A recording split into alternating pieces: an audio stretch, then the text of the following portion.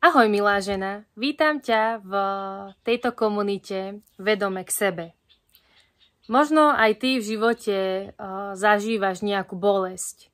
Možno sa ti deje niečo opakovane vo vzťahoch s mužmi, možno sa ti niečo deje v materstve, vo vzťahu s deťmi, alebo niečo opakovane zažívaš v práci, nevieš sa posunúť na nejaký vyšší level, alebo sa ti možno, že nedarí tak ako by si chcela, alebo dokonca zažívaš vo svojom živote takú stagnáciu, takú nechuť do života, také, že prešlapuješ na jednom mieste a vieš, že vo svojom živote máš urobiť nejakú zmenu, ale nevieš akú.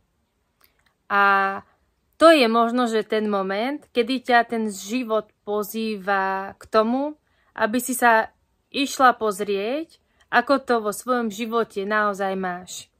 A s tým úzko súvisia témy zranenia z detstva, vzťah s rodičmi, čiže ako to naozaj mám, čo žijem, ako žijem, čo sa ma v živote najviac dotkýna, aké zranenia si nesiem z detstva, aký mám vzťah s rodičmi, aký mám vzťah s mojím otcom, so svojou mamou, prečo sa mi v živote v nejakých oblastiach darí viac a v nejakých menej, prečo stále mi lezie na nervy môj muž, alebo prečo aj keď mám všetko, cítim takú prázdnotu alebo takú nespokojnosť.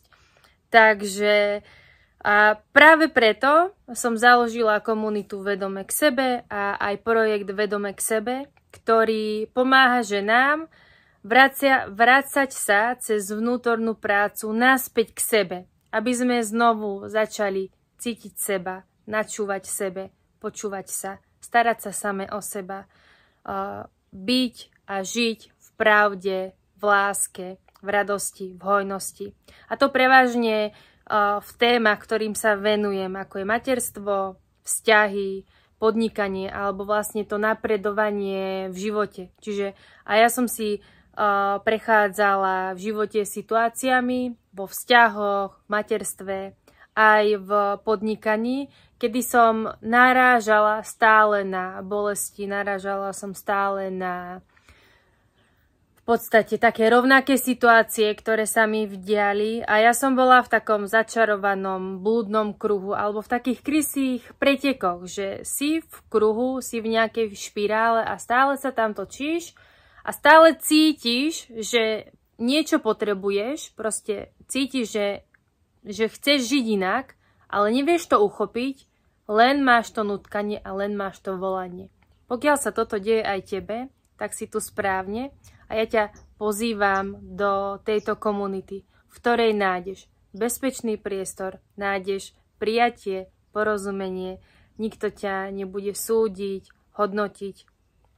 Nájdeš tam pravdu, dozvieš sa veľa sama o sebe, spoznáš komunitu ďalších inšpirujúcich vedomých žien a nikto ťa nebude karhať, nikto ťa nebude haniť, súdiť, viniť, odsudzovať za čokoľvek, čo si v živote urobila alebo možno, že aj neurobila.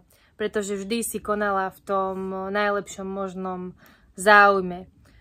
Témy, ktoré nájdeš v tejto komunite a vlastne vo vnútri, sú to témy, ktoré sa týkajú materstva, vzťahov, rodičovstva, aj podnikania, keďže aj ja podnikám. Tiež môžeš v tejto komunite zdieľať alebo len v tichosti nasávať a inšpirovať sa buď môjim príbehom alebo príbehom aj ostatných žien, ktoré postupne budú pribúdať. Takže ja verím, že priestor, v ktorom sme a tí ľudia, ktorými sa obklopujeme, majú na kvalitu nášho života veľmi blahodárne účinky.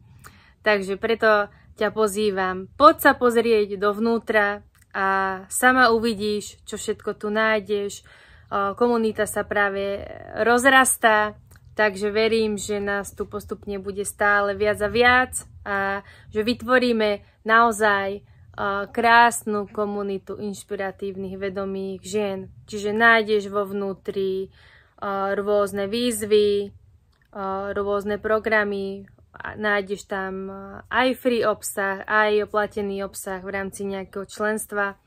Takže sa na teba teším a verím, že si budeme jedna pre druhú inšpiráciou a že sa budeme podporovať a posúvať sa, rásť navzájom. Takže prajem si mať také ženy okolo seba, takú komunitu, kde jedna druhej zodvihne korunku bez toho, aby tá ďalšia o tom vedela.